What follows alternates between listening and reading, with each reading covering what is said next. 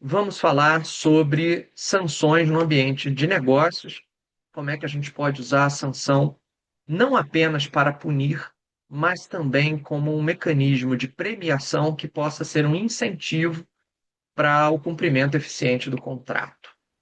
Beleza? Maravilha. Então vamos lá. Quando celebramos um contrato, ou quando assessoramos um cliente na celebração de um contrato, qualquer que seja o contrato, se esse contrato ele tem prestações que se projetam para o futuro, se... Opa, aqui quem está, Elaine Carvalho. Ótima noite, Elaine. Se puder aí divulgar que a nossa live está no ar, vou te agradecer bastante, minha querida. E seja muito bem-vinda. Bom, quando celebramos qualquer tipo de contrato, não importa aqui o porte do contrato, se um contrato de altas cifras ou se um contrato de menor valor econômico, mas se esse contrato ele projeta os seus efeitos no tempo futuro, né? Se ele é um contrato que eu celebro hoje, mas que ele vai ser executado no futuro, ele vai ser executado amanhã, depois de amanhã, mês que vem, daqui a um ano, não importa. Se eu projeto o meu contrato para produzir os seus efeitos ao longo do tempo, eu sei ou devo saber que o principal risco que eu vou enfrentar é o risco do descumprimento contratual. É o que a gente está vendo agora com a liquidação dessas instituições financeiras, como o Banco Master e hoje o Will Bank. Porque o que eles fizeram foi celebrar conosco um contrato de investimento, um contrato de depósito, em que os meus recursos foram confiados àquela pessoa, aquele devedor, aquela instituição financeira, com a obrigação de que ele me devolvesse o meu dinheiro, né, dentro de um determinado prazo e com uma certa remuneração. Então, ao fazer um investimento, eu estou celebrando um contrato que vai produzir os seus efeitos ao longo do tempo e, portanto, eu vou ter aqui necessariamente a assunção de um risco, o principal deles, ou eu diria que o risco mais frequente e que está presente em todas as operações, é o risco do descumprimento, é o risco de que a parte devedora, né, se torne inadimplente, descumpra a sua obrigação e, com isso, nos coloque na contingência de um prejuízo. Um prejuízo, perdas e danos que nem sempre nós vamos conseguir de fato recompor, nem sempre a gente vai conseguir de fato obter a devida e justa reparação. Será que para todo crime contratual haverá um castigo à altura que realmente seja eficiente? Será que esse castigo, a possibilidade de sofrer esse castigo, é suficientemente temida a ponto de evitar, de inibir o comportamento de descumprimento, né, o comportamento de descumprimento voluntário, a inexecução do contrato? A gente vai analisar um pouco esse cenário. Então vamos lá. Normalmente, quando a gente olha então para um contrato que tem as suas obrigações previstas no tempo, né, que tem as suas obrigações previstas para serem executadas ao longo do tempo, duas coisas costumam, né, aparecer na nossa cabeça. Né? Quem está ali analisando aquele contrato, mesmo a parte contratante, costuma ficar atenta a duas questões. A primeira delas é qual a consequência que esse contrato prevê para o caso de descumprimento. E a segunda, quais são as garantias que esse contrato oferece caso o descumprimento efetivamente ocorra.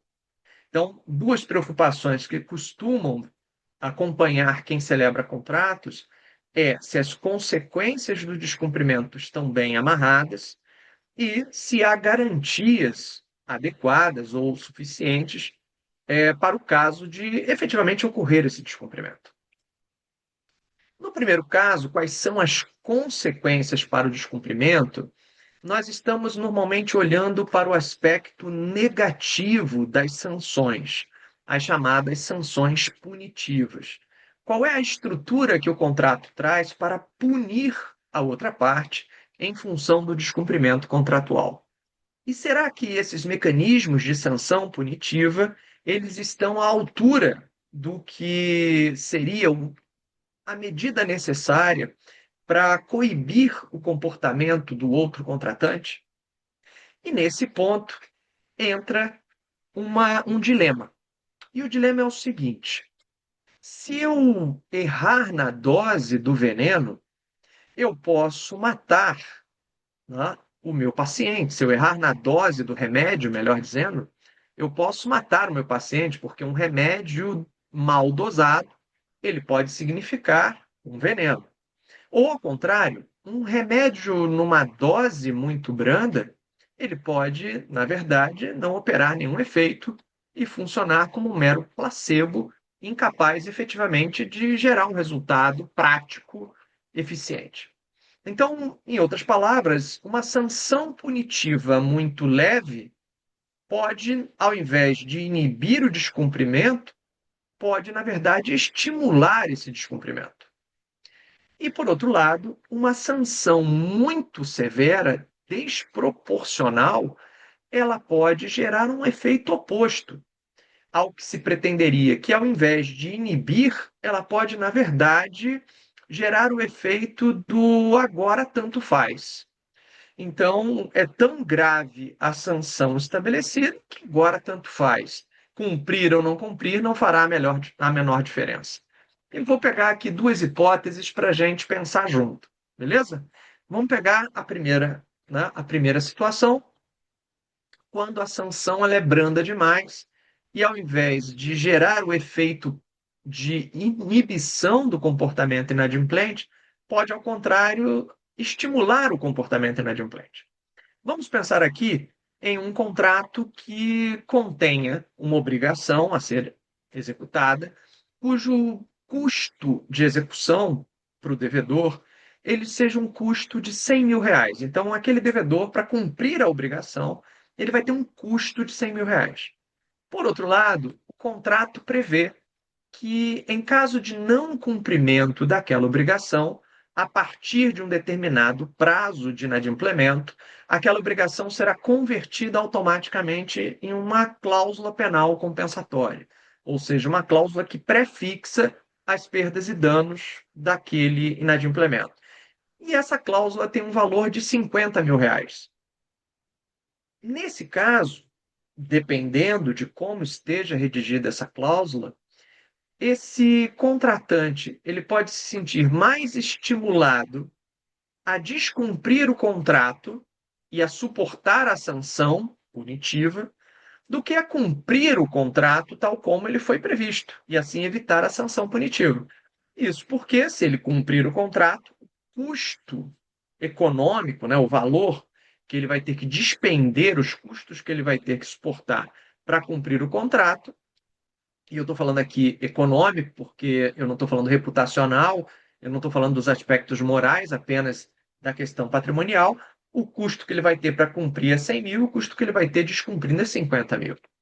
Isso pode, então, gerar um fenômeno chamado quebra eficiente do contrato ou estímulo indireto à quebra eficiente do contrato. Quando o devedor se sente estimulado a quebrar o contrato e não a cumpri-lo corretamente. Ele consegue enxergar eficiência econômica, ou seja, ganho patrimonial em descumprir, ao invés de cumprir. Veja, a quebra eficiente do contrato ela pode ser legítima dentro do contexto de um acordo. As partes podem entender por prevê-la expressamente e contratar sabendo que aquela porta de saída ela é legítima. E tudo bem. Mas quando isso é fruto de uma má dosagem do veneno, do remédio, melhor dizendo, né? Quando eu estou dosando mal o remédio e acabo entregando água com açúcar, quando eu acabo oferecendo ao devedor, de forma inconsciente, um- uma sanção que é mais vantajosa do que cumprir o contrato, eu posso, então, estar diante de uma grande ineficiência contratual. Eficiente para o devedor, mas altamente ineficiente para o credor, que não previu aquilo como uma porta, uma saída de emergência, mas apenas como um remédio que ele achava que poderia funcionar para inibir o descumprimento contratual. Então, esse é um ponto de grande atenção que a gente tem que ter. A sanção punitiva, ela não pode ser tão branda, principalmente se ela for substitutiva da prestação originária, principalmente se ela tiver a função de substituir a prestação principal como forma de compensação de perdas e danos. Ela não pode ser tão branda a ponto de o descumprimento contratual ser mais interessante do que o cumprimento. Beleza? Então, esse é o primeiro ponto. Vamos pegar um exemplo prático da vida que gerou, né, isso e que levou muitas empresas a uma situação de crise financeira aguda.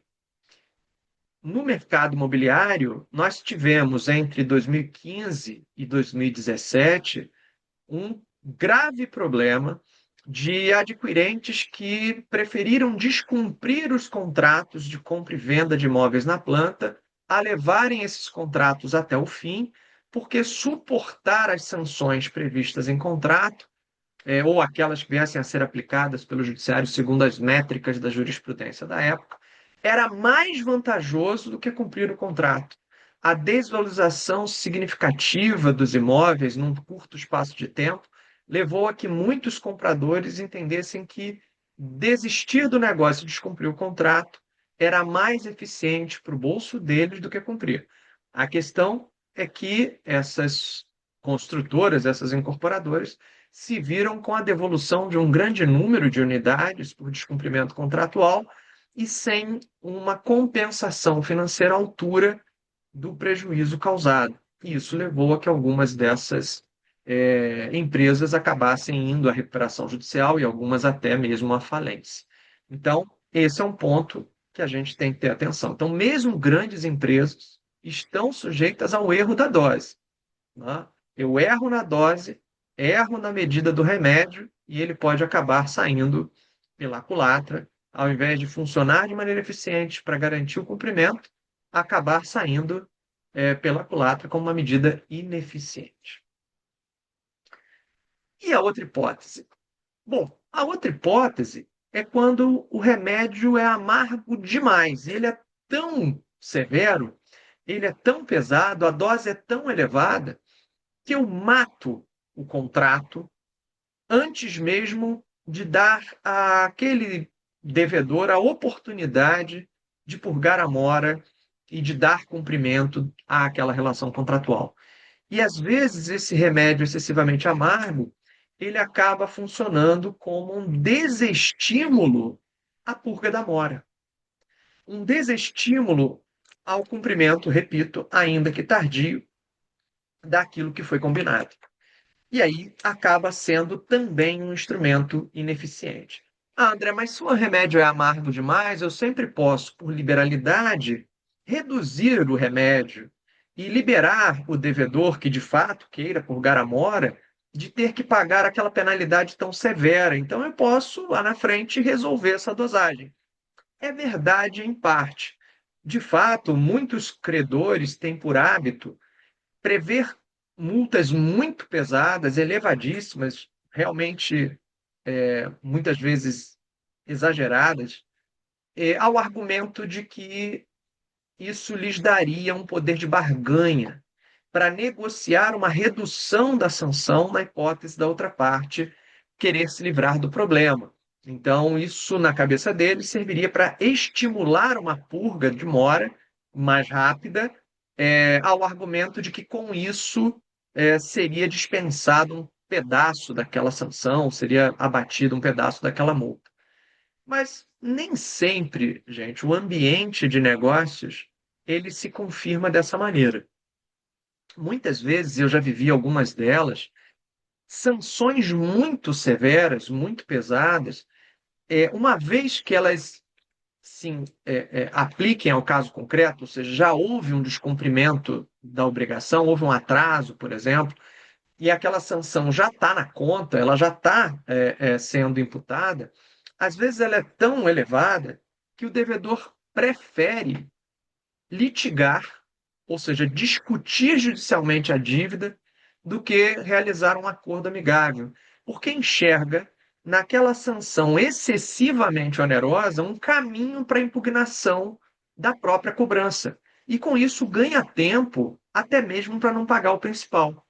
Então, às vezes a sanção, quando ela vem num remédio amargo demais, uma dose muito alta, ela acaba servindo de escudo para aquele devedor, principalmente o devedor que não está eivado da melhor da boa fé, né, ele consiga ganhar tempo e procrastinar o pagamento até do principal da dívida.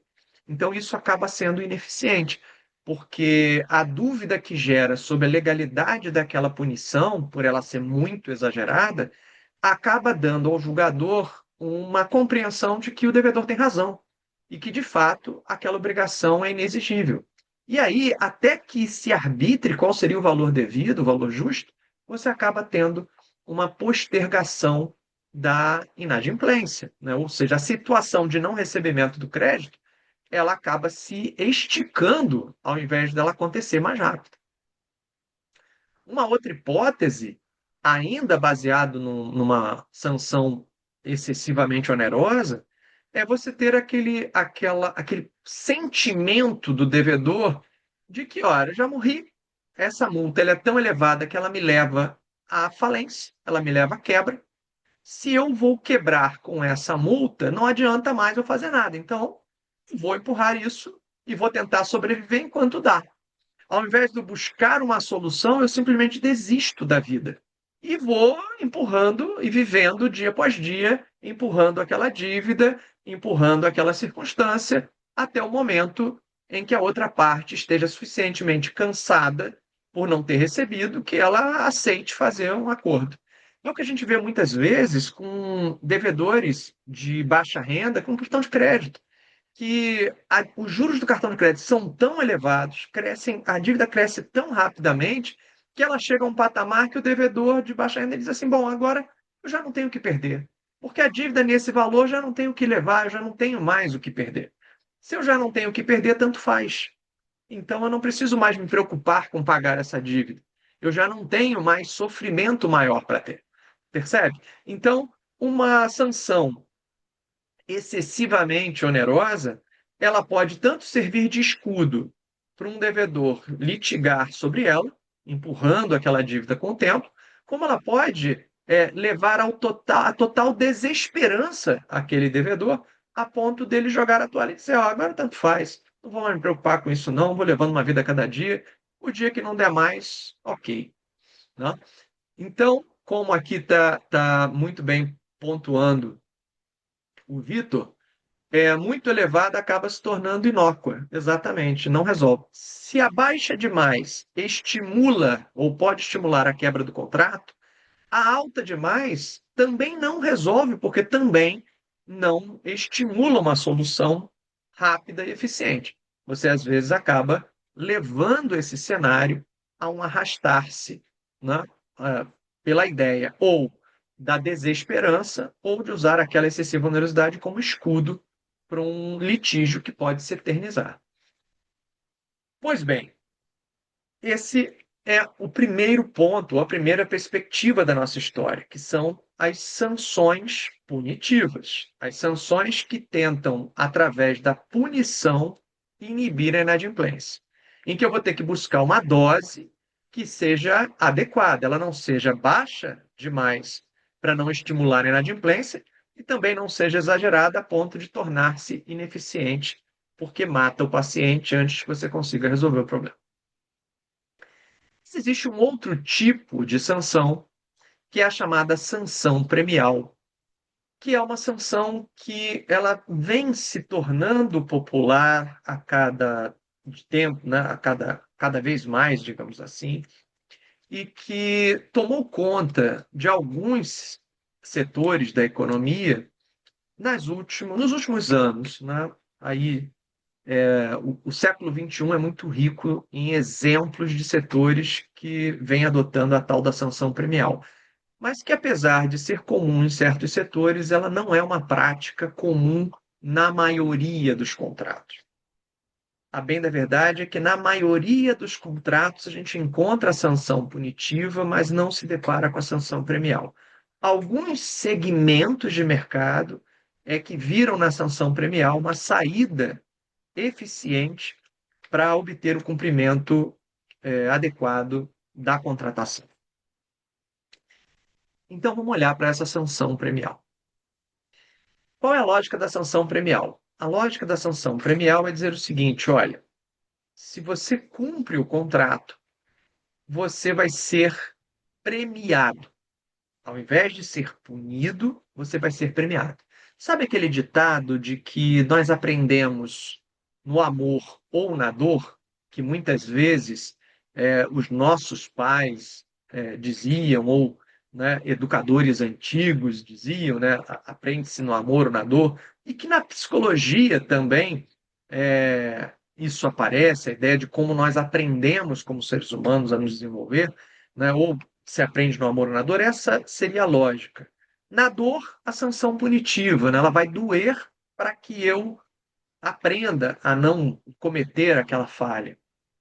E no amor seria a sanção premial, que é uma maneira de eu estimular você pelo prêmio que você vai receber, pelo benefício que você vai ter.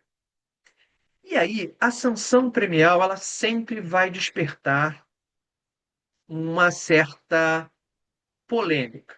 Mas eu vou pegar aqui dois recursos especiais do Superior Tribunal de Justiça que mostram que essa polêmica tem tido um certo enquadramento pelo STJ. O STJ tem enfrentado essa polêmica com um certo modo de entender a matéria. O que é a sanção premial? A sanção premial, então, é o desconto, por exemplo, que eu vou ter se eu cumprir a minha obrigação com antecedência. Então, se eu tenho uma prestação que vence no dia 10, mas eu pago no dia 5, eu recebo um desconto. Se eu cumpro em dia, pontualmente, todas as obrigações do nosso acordo, eu tenho uma bonificação que me premia pela pontualidade, o bônus de pontualidade ou abono de pontualidade. Se eu cumpro o nosso acordo, eu fico isento de multa, de um atraso que já tinha acontecido antes. São, por exemplo, uma confissão de dívida, que abrange principal e encargos moratórios de uma dívida vencida. Eu posso prever que a pontualidade do devedor naquela confissão de dívida significa o abono, no todo ou em parte, dos encargos moratórios que estavam previstos. A legislação tributária também tem, né, muito dessa estratégia da sanção premial, né, do legislador dizer, olha, se você espontaneamente reconhecer aqui que você deixou de cumprir uma obrigação tributária, você vai ter um abono da tua punição, você vai ter um abrandamento da tua pena, ou você vai ficar isento de punição, o que significa que eu vou te premiar ao invés de te punir, ao invés de te castigar, eu vou afagar você. E em economia comportamental e no âmbito da análise econômica do direito, tem vários estudos sobre a eficiência que psicologicamente o devedor tem, né? A eficiência que a estratégia tem, porque ela exerce psicologicamente na mente do devedor um estímulo ao cumprimento espontâneo e até mesmo, muitas vezes, ao cumprimento antecipado do contrato, produzindo um efeito melhor, estatisticamente, do que a sanção punitiva. E veja, não é impossível que eu tenha as duas no mesmo contrato, ou seja, uma sanção premial que afaga na hipótese do cumprimento espontâneo e antecipado ou tempestivo, e uma sanção punitiva para a hipótese de efetivo descumprimento. Eu posso ter os dois cenários ao mesmo tempo como mecanismos de busca pela eficiência no cumprimento do contrato. Eu vou dar um exemplo que é muito comum no mercado, se tornou muito comum no mercado, de sanção premial em contratos educacionais, em contratos com instituições de ensino. Há muito tempo, já há vários anos, que as instituições de ensino, muitas instituições, não todas, mas muitas instituições de ensino, para tentar evitar a perda de fluxo de caixa por inadimplência, e vamos lembrar que ao longo dos anos 1990, houve uma séria crise de inadimplência no setor de ensino, que nós começamos os anos 2000 com milhares de litígios envolvendo pais e alunos versus instituições de ensino, com formação de associações de pais e alunos Brasil afora, com vários casos, né, envolvendo ali litígio no cumprimento por conta do descumprimento do contrato no pagamento das mensalidades escolares e levando a problemas como suspensão do aluno, né, que fica impedimento de assistir aulas, de fazer provas, de ter transferências documentais, abusos de direito por parte de instituições de ensino em retenção de documentos, de transferência, enfim, um cenário que ficou muito conhecido, principalmente ali na década de 1990 e início dos anos 2000.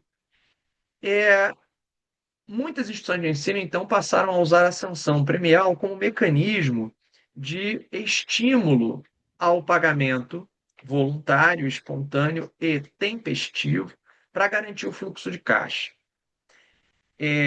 Então, a gente passa a ver aqueles descontos, né? 10% se você pagar antecipado. Olha, se você pagar a mensalidade vence no dia 10, mas se você pagar até o dia 5, se você pagar até o dia 1º, você vai pagar com 10% de desconto, com 15% de desconto, como forma de, por um valor expressivo de premiação individual, a estimular a pessoa a cumprir tempestivamente com as suas obrigações, e com isso garantir o fluxo de caixa da instituição de ensino.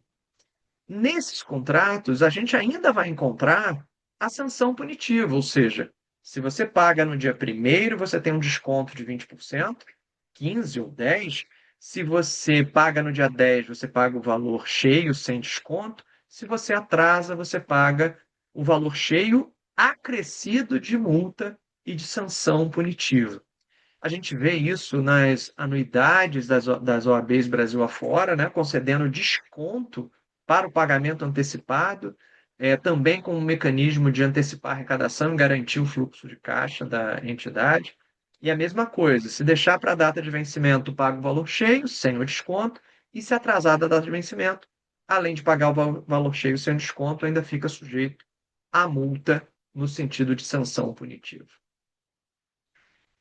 A Sandra me pergunta aqui: seria o caso da multa de trânsito paga a determinada data tem um desconto? Seria, Sandra. É um mecanismo em que o poder público se utiliza da sanção premial para estimular que o motorista ele nem recorra, porque se eu recorrer eu perco desconto. Então é um mecanismo seguinte: se eu tenho dúvida que o meu recurso será admitido, se eu não tenho tanta fé no meu recurso, eu prefiro garantir o desconto e pagar antecipada a multa do que recorrer e deixar para pagar essa multa no seu valor cheio no momento em que o processo administrativo for concluído. Então, é sim uma maneira de estimular o sujeito, nesse caso, não apenas a garantir a antecipação da arrecadação, mas tem uma outra estratégia aí, que é inibir o recurso que seria inicialmente um recurso procrastinatório ou temerário, né, em que o direito do motorista não fosse um direito tão robusto e tão forte. Porque, né, para eu abrir mão do meu desconto, eu tenho que ter a convicção de que eu vou conseguir. Agora, veja como esse teu exemplo é bom, Sandra. Porque se eu estou com uma multa de avanço de sinal, por exemplo, que é uma multa que vai estar ali, eu não me lembro os valores exatos, mas vamos dizer aí R$ 200, e eu tenho a possibilidade de pagar com desconto, pagar R$ 100, eu vou fazer o recurso se eu realmente tenho lá a foto do meu carro avançando o sinal, se tem ali o pardal que pegou. Eu vou fazer um recurso para ver se de repente eu consigo contornar a situação para não pagar R$ 200. E se eu perder, eu vou ter que pagar o valor cheio de 200 ou eu antecipo, pago 100 e resolvo o problema, né? Isso vai funcionar muito bem nessa situação em que a sanção, o crédito, né, devido, ele não é tão elevado. Mas se eu pegar uma multa de lei seca, por exemplo, que é uma sanção punitiva elevadíssima, né? A pessoa foi pega acima do limite ou dirigindo e não, né, não quis fazer ali o teste do bafômetro, a multa ela é tão alta, é, é uma sanção punitiva tão elevada que a pessoa, mesmo tendo dúvidas sobre a possibilidade do seu recurso ser deferido, pode preferir recorrer do que pagar com desconto. Isso porque é uma multa já tão elevada, já é tão prejudicial que mesmo com desconto vai ser muito impactante na vida daquela pessoa, principalmente se ela for uma pessoa de baixa renda. Então aquilo é tão impactante para ela que é a história do remédio é tão amargo que se ela caiu naquela situação, ela vai provavelmente preferir recorrer do que pagar antecipado. Obviamente que eu estou falando de alguém cuja renda é consumida por uma multa dessa natureza, uma pessoa que ganha ali um salário mínimo, simplesmente, mesmo com desconto, né, vai consumir toda a capacidade financeira dela. Então, ela pode, né, recorrer por falta de opção. Então, veja como, né, a sanção punitiva e a sanção premial podem andar juntos para tornar uma mais eficiente em relação à outra, ou as duas combinadas terem ali um resultado ótimo de eficiência, mas o meu ponto de partida ele tem que ser compatível, né? Porque se o meu ponto de partida for muito exagerado, pode ser que nem com o desconto a gente consiga resolver, né? É, a Elaine está dizendo aqui que utiliza muito em contrato de locação um valor até o vencimento e outro depois do vencimento. Então, Elaine, perfeito. Só posso fazer só uma observação aqui, uma sugestão, tá certo? Eu evitaria usar a expressão um valor até o vencimento e outro depois do vencimento, a não ser que você trate esse valor depois do vencimento como sanção punitiva. Eu sugeriria você criar duas datas, né? Uma para um pagamento numa data antecipada, um pouco antecipada, e aí você tem o desconto. Outra na data exata de vencimento, que seria o valor cheio, e outro com acréscimos moratórios depois daquele vencimento. É uma opção minha, tá? Mas que eu tenho, sempre que eu posso, eu sugiro assim, porque você diminui a discussão de que a sanção premial seria um bis in idem com a sanção punitiva. Porque se na mesma data eu perco o desconto e ao mesmo tempo passo a pagar encargo moratório, a gente pode ter uma discussão, como tem alguns casos judicializados nesse sentido, que discutem um bis in idem. Não é que o judiciário vai acatar o bis in idem, não estou dizendo isso. Mas eu aumento a chance da discussão, né, já que os dois incidiriam a partir do mesmo momento ou na mesma data. Então, eu prefiro usar um escalonamento e dizer: ó, o desconto está no pagamento antecipado até uma determinada data, se você paga até o dia 1º ou até o dia 5, mas você pode estender até a data do vencimento, naquela data você vai pagar o valor cheio sem desconto, e depois daquela data você vai pagar o valor acrescido dos encargos moratórios, ou seja, da sanção punitiva, justificando na antecipação do pagamento o benefício do desconto. Ou então, quando você pega um grupo de obrigações e diz: olha, se todas elas forem pagas em dia, então você vai ter um desconto ao final desse período. Né? Alguns contratos de compra e venda de imóveis a prazo, por exemplo, loteamentos, prevêem que se o adquirente cumpriu todas as obrigações, ele recebe um desconto no momento do recebimento da chave, sobre o saldo devedor devido, ou um abatimento na última parcela, ele ganha como premiação a última parcela. Então, eu crio um estímulo para que durante um período do contrato, esse contrato seja pontualmente cumprido, porque ele objetiva que lá no final ele vai ter uma maçã esperando, né? Aquela maçã lá brilhante do desconto esperando por ele. Em operações de compra e venda de imóveis a prazo, principalmente loteamentos e incorporação, isso pode fazer sentido, né? Eu posso ter um preço com uma gordurinha um pouco maior ali, de modo que eu coloco essa maçã dourada no final e digo: olha, se você for pontual ao longo de 90% do contrato, também não preciso. Eu tenho que tomar cuidado, gente, porque quando a gente diz assim: você só vai ter o desconto se você cumprir 100% das prestações na data. Aí o sujeito, por alguma razão da vida, no 1/3 do contrato, ele fica em mora, acaba pagando atrasado alguns meses consecutivos, ou 2, 3 meses consecutivos e tal. ele já perdeu a bonificação, não importa mais, dali para frente você já não tem mais estímulo nenhum para sinalizar para ele. Ele vai passar 2/3 do contrato não estimulado.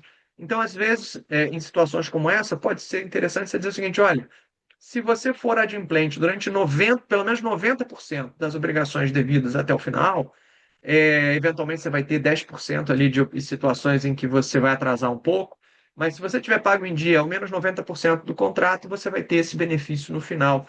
Porque aí o sujeito, ele de boa fé, né, que passou por um momento de esquecimento ou de um problema pessoal que atrasou ali, teve que atrasar 1 ou 2 meses, ele não perde o estímulo de nos meses subsequentes continuar cumprindo o contrato pontualmente, porque a maçã dourada ainda está lá esperando por ele no final, na linha de chegada. Então, são mecanismos de estímulo, né, as tais das sanções premiais, que elas vão funcionar para, né, fazer com que esse contrato ele se cumpra de forma eficiente.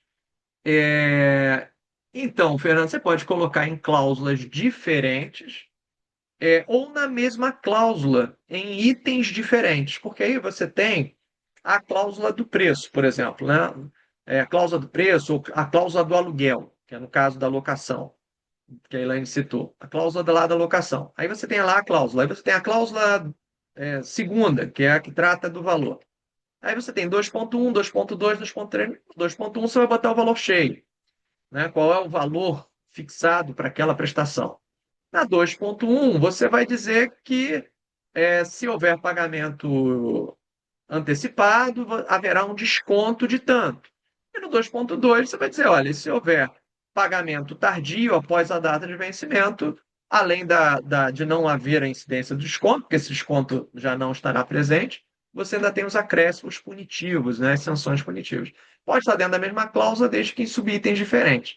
Se você colocar tudo no mesmo parágrafo, você vai tender a produzir uma confusão que mais tende a atrapalhar o credor do que a beneficiar, principalmente por conta desse argumento que existe de que haveria um bis in idem entre a sanção premial e a sanção punitiva. Mas vamos lá, o que o STJ fala sobre esse assunto da cumulatividade de ser ou não ser um bis in idem, né? O STJ, ele tem um recurso especial julgado lá no ano de 2015, é o RESP 832-293, a gente não tem muita jurisprudência sobre isso. No STJ, né, o STJ não tem muitos julgados sobre sanção premial, o que mostra, primeiro, que não é uma questão tão largamente utilizada assim, e segundo, que é uma questão que ela é relativamente bem aceita pelo mercado, tanto que não gera tanto litígio.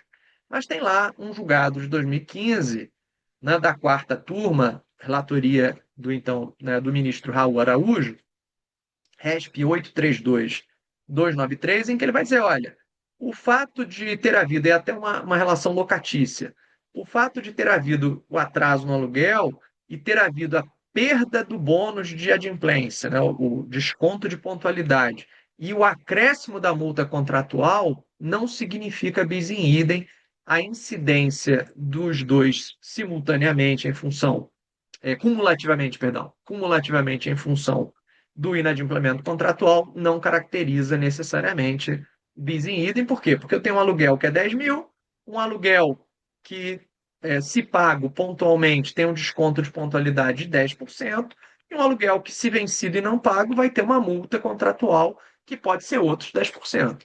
Né? Então, não haveria necessariamente aqui bis in idem. Mas quero dizer, e repito, o fato de estar os dois a partir da mesma data, o bônus de adimplência ser na data até a data de vencimento e a multa também a partir do vencimento, não significa que eu vou ter um reconhecimento de abusividade. É uma técnica que eu prefiro usar para reduzir a argumentação oposta, de mostrar, não, aqui, olha, eu tenho, né, um cronograma, até essa data é tanto, dessa data a essa outra data é tanto, e depois dessa data é que tem os acréscimos moratórios ali como estratégia. E a gente vai ter também um julgado da terceira turma, esse do ano de 2016, o RESP 1424.814, 1424.814, também reconhecendo a legalidade da sanção premial e reconhecendo que a sanção premial é um mecanismo legítimo de estímulo à pontualidade, de estímulo ao cumprimento correto das obrigações ou até mesmo antecipado das obrigações.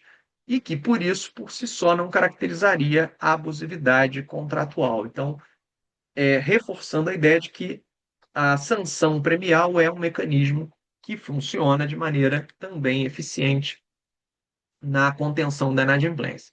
O Marcos comenta aqui que entende válido em locação de equipamentos o contrato prever encargos moratórios por atraso das faturas de locação, indenização por não devolução, devolução com danos. Perfeitamente, Marcos. Sim, é possível, contanto que eu descreva que a multa por atraso tem função exclusivamente punitiva, não sendo compensação de perdas e danos, e que as perdas e danos se darão compensadas por meio dessa outra verba indenizatória.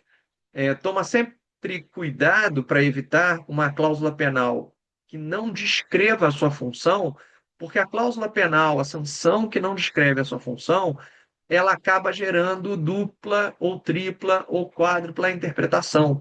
E aí, nessa interpretação, pode gerar a ideia de que ela é bis in idem, ou seja, de que se a multa está indenizando, não caberia acumulação com o pedido indenizatório. Então, o ideal é descrever a função que ela vai desempenhar para deixar claro que ela não é um bis in idem para o caso concreto. A multa penal de 10% no cumprimento das obrigações, a questão dos 10% ela tem que ser considerada no seguinte contexto. O desconto de 10% eu posso dar em qualquer contexto, tá, gente? Um desconto premial de 10% pelo pagamento pontual ou antecipado eu posso dar. Agora, a sanção punitiva de acrescer em mais 10% a título de multa, eu posso? Eu posso ter uma multa punitiva moratória de 10%? Aí aqui depende. Depende de quê? Depende do contexto em que está inserida a obrigação. Se for uma relação de consumo, não, eu tenho que me limitar a 2% de sanção punitiva sobre esse devedor, esse consumidor, porque esse é o limite estabelecido pelo artigo 52 do CDC, tá? Então, se for uma relação de consumo, eu vou ter que me limitar aos 2%. Se for uma relação condominial, pagamento de cota condominial, eu também vou ter que me limitar à sanção punitiva de 2%, porque é a que está no artigo 1336 do Código Civil, 1336 do Código Civil. Se eu estou em um outro ambiente contratual que não é relação de consumo e não é condomínio, via de regra eu posso trabalhar com os 10%, estaria dentro do limite da lei da usura, multa moratória de até 10%, e geralmente eu transito com essa multa de 10% sem muito problema. Mas aqui eu estou falando de multa punitiva. Se a ideia é trabalhar com uma sanção premial, o desconto pode ser maior. Eu posso oferecer um desconto maior, desde que justificado, né? Desde que dentro de um contexto contratual que fica mais eficiente se houver, né, o cumprimento pontual, eu posso dar até um desconto maior do que esses 2 ou esses 10%. Eu posso ter, né, tem hipóteses aí de descontos premiais de 20%, de 30%, dependendo do contexto, para garantir a pontualidade, para garantir a eficiência do acordo, né? Às vezes são acordos para cumprimento, né, em parcelas, e você quer garantir que o outro vai, né, se sentir realmente estimulado ao cumprimento pontual, e você pode trabalhar com um desconto progressivo. Às vezes não precisa também ser um desconto linear, pode ser um desconto progressivo. Quanto mais eficiente é o seu cumprimento, melhor é o desconto, maior é o desconto que você recebe. Agora, olha que interessante. Eu posso usar a premiação também como estímulo para contratos de prestação de serviço com entrega, que tenham ali entregas em etapas, como é o caso de tarefas que precisam ser projetos, né, que vão ser entregues em etapas. Posso ter em contratos de construção, né, que eu tenho lá as medições das etapas da obra. E alguns contratos, de fato, têm essas bonificações. E aí, nesse caso, o prêmio pelo cumprimento antecipado de etapas, ele vem como acréscimo no valor da remuneração.